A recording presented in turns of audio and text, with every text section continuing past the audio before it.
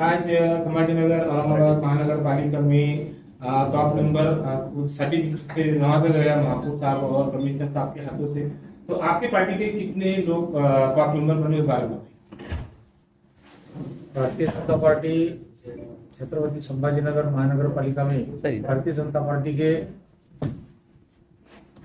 स्वीकृत सदस्य आज उनको सर्टिफिकेट दिया गया और कमिश्नर साहब, मेयर साहब, स्थायी समिति के सभापति और हमारे संगठना के हमारे शहर जिला अध्यक्ष माननीय ईश्वरजी सिद्धोले साहब, इनकी उपस्थिति में इन चारों को 5 हमारे सदस्यों को सर्टिफिकेट दिया।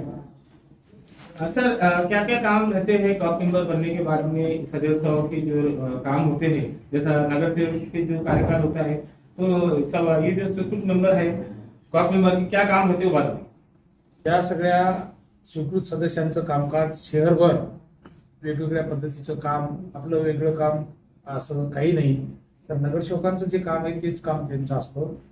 पण दुर्मिळ क्षेत्रामध्ये सुद्धा ते काम करू शकतात। उदाहरणार्थ आजच आमची एक बैठक झाली शहराध्यक्षांच्या आणि महापौर स्थायी समिती सदस्यांच्या माध्यमातून। ते आमच्याकडे जे तज्ज्ञ आहेत, ज्या ज्या विषयातून ते स्वीकृत सदस्य झालेले आहेत, त्या क्षेत्रात ते काम करण्याचं त्यांचं नियोजन आहे आणि लगेचच आम्ही काही एका 15 दिवसामध्ये तशा प्रकारचं नियोजन करून त्यांना त्यांच्या आवडीच्या क्षेत्रामध्ये आणि शहराला कुठेतरी एक चांगली मदत होईल अशा प्रकारचं कामाचं नियोजन त्यांचे 15 दिवसात आम्ही तयार करू। सर, भारतीय जनता पार्टीकडून जे टॉप मेंबर झालेले आहे म्हणून आले 5 मेंबर तुमचे, त्याच्यामध्ये महिला किती आणि पुरुष?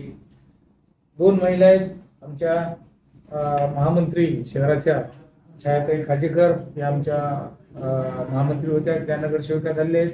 अमृताताई पालुतकर आमच्या पदाधिकारी माजी महामंत्री, त्याचबरोबर नगरसेवक आमचे 3 पुरुषामध्ये मुकुळजी मलके, विजयसिंगजी झाला आणि हर्षवर्धनजी कराड असे आमचे 5 सदस्य आहेत। सर, आमचे जे हर्षवर्धन कराड सर आहेत ते तरुण आहे आणि कराड सर त्यांचे मुलं आहे, तर त्यांना अभिनंदन, शुभेच्छा कसे देणार?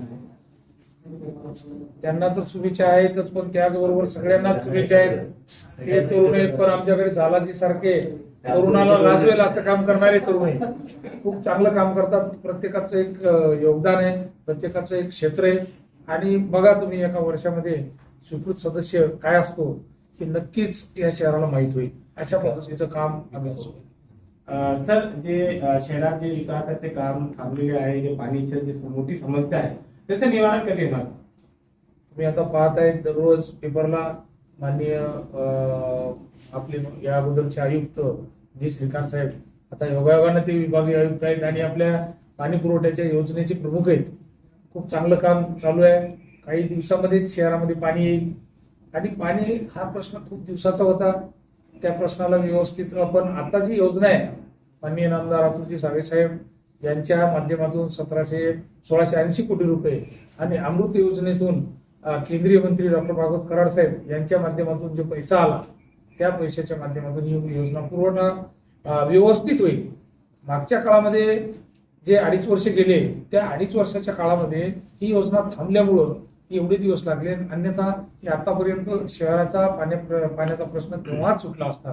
पण आता काही दिवस, अगदी वर्ष नाही, काही दिवस राहिलेले, महिने आणि काही दिवस आपल्याला हे पुरवठा करण्यासाठी आणि पुरवठा चांगला